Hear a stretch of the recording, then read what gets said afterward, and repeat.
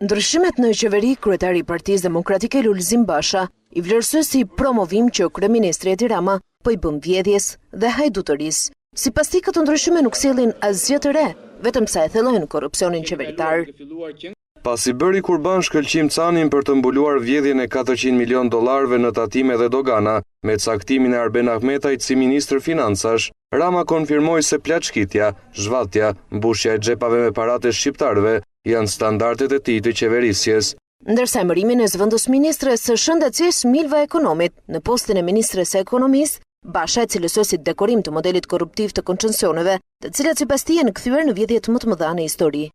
Si zëvendës ministre e shëndetësisë, zonja Ekonomi ka qenë një punëtore e palodhur në këtë skemë të madhe zhvatjeje. Për këtë kontribut, ajo shpërblehet nga Rama duke u emëruar ministre e ekonomisë. Mesazhi i Ramës është i qartë: vidh bësh deputet dhe ministër, vidh më shumë, Edi Rama të beson financat, të beson ekonominë e vendit.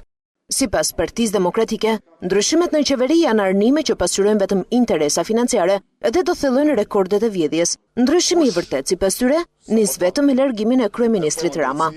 Kjo është një manovër, por dielli me shosh nuk mund mbulohet, e vërteta nuk mbulohet. Dështimet janë të qeverisë në tërësi, janë të politikave të ndërmarra nga kjo qeveri, janë dështimi i taksës progresive të vendosur, i agresivitetit që kjo qeveri ka mbajtur në raport me biznesin, i rënimit të mirëqenies së ekonomive familjare shqiptare dhe familjeve, bugjeteve familjare shqiptare.